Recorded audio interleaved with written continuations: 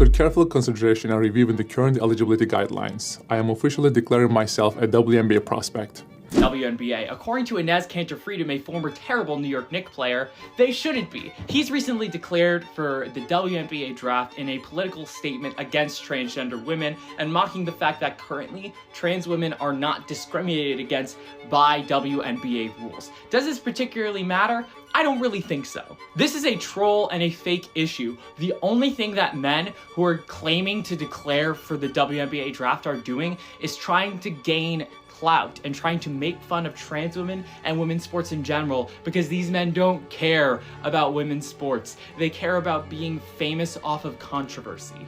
But what Enes Kanter is pointing to is about competition. So for somebody to transition from male to female, and for folks to act like it would be okay for them to participate in the WNBA is ridiculous.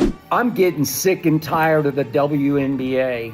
I'm getting disgusted by the WNBA to the point that I'm finding it harder and harder to love or even like, definitely watch. So when you see conservative media going after WNBA, you know, the league probably shrugs. It goes with the territory. That's expected. But now you see bigger voices in sports media, Stephen A. Smith and Skip Bayless, guys who've spent their entire careers fighting for black causes, who spent their careers defending a lot of stuff that's been going on, but both are calling out the WNBA right now. When you're losing these two people, you're realizing that the fight is just getting ridiculous and the WNBA is just falling deeper into chaos. Let's get into it. So for somebody to transition from male to female, and for folks to act like it would be okay for them to participate in the WNBA is ridiculous.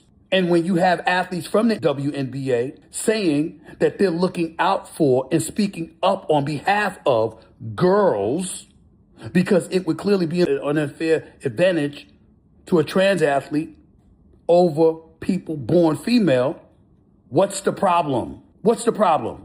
We got to have common sense. And yes, Enes Kanter is going a bit too far, but he's right to do so to make a point. And Royce White, former NBA player, now a conservative pundit, he's right too because he's trying to make a point. Certain things are beyond ridiculous, and you got to call it out just to send the message. Then understand that the WNBA is for girls and people born female, and leave it at that. And stop acting like you don't know.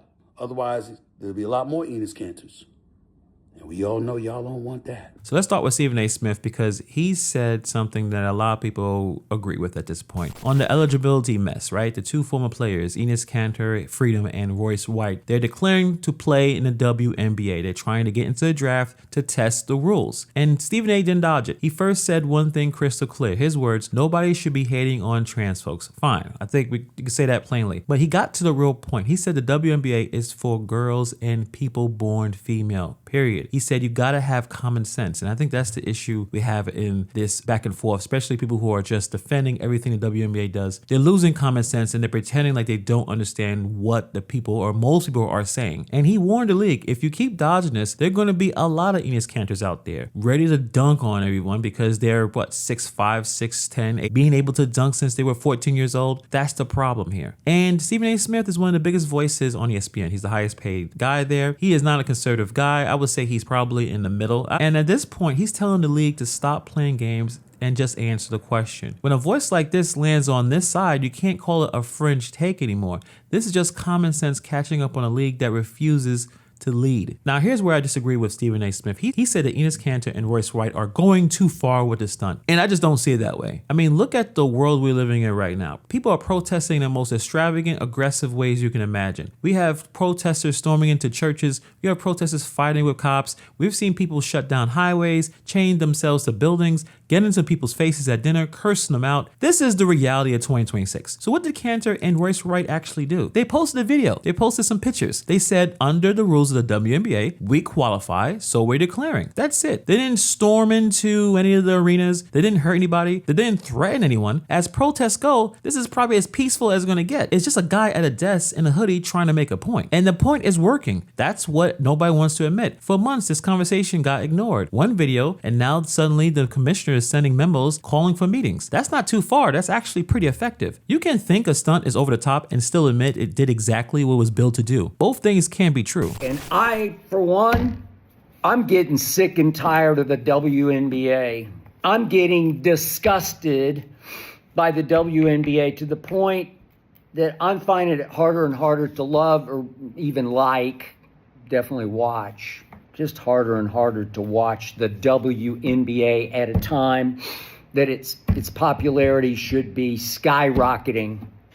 And I'm sure all of my opinions that are about to follow will be dismissed by the black WNBA players, by the queer WNBA players as, white guy, far right, probably a Trump lover, when in fact, if you know my career, if you followed my lengthy career, I have always vehemently, passionately fought for black causes, for social, racial justice, again and again and again on national TV. Now let's talk about Skip Bayless. Skip Bayless went further than Stephen A. That's why I want to talk about this. So first, Skip agreed on the big picture. His words, he's getting sick and tired of the WNBA, disgusted to the point that he finds it harder and harder to watch. At the exact moment the league should be skyrocketing at this point. And like Stephen A., both of them have very liberal takes when it comes to race, in my opinion. So again, he is definitely not a conservative at all. I have no choice but to read into it that Dejanay Carrington is going after Sophie Cunningham in part to get even with her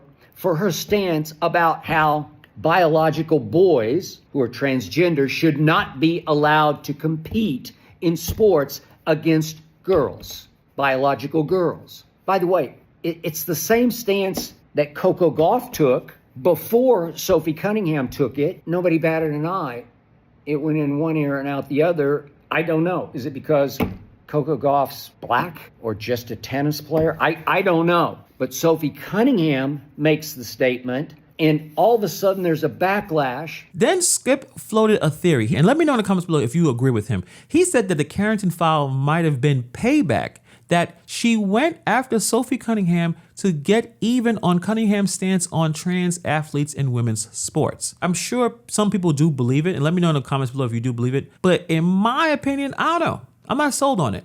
My read is Carrington is just an aggressive player. She seems to be pretty messy. That's how she's been moving. And look at her documented history. She hit another player in the head in the opener. She got into some hair pulling situation with somebody else. So this is more of a pattern. I don't know if it's a one-time political hit. On top of that, let's be completely honest. Maybe 2 weeks ago, she posted some really messy things about her ex, saying that her ex had sex with multiple players, named the players. So it seemed like chaos is what she's all into. So do I think that she went out of the way to defend trans rights by smacking Sophie Cunningham across the head? I don't think so. My opinion is it may be just simpler and more pettier than that. I mean, let's be honest about Sophie Cunningham. She is not Caitlin Clark. She's not Paige Becker. She's not Olivia Miles. She's not lighting it up on the scoreboard. But in endorsements and name recognition, she's doing better than a lot of women who are flat out better players. And that probably breeds resentment. These are ambitious, competitive people. You don't go to the pros without that kind of fire. So jealousy could be the most obvious motive. It doesn't even need to be about politics. Just look what I said earlier. Look at Carrington's own history. She doesn't mind being messy. She aired out an ex-girlfriend on a public platform. She named names, the whole thing. So maybe Saturday wasn't her carrying the flag for anybody. Maybe it was just who she is and how she moves. Not everything is a cause. Sometimes it's just a person. Everyone's going back and forth to exactly how much time or what the punishment should have been for what Carrington did to Cunningham.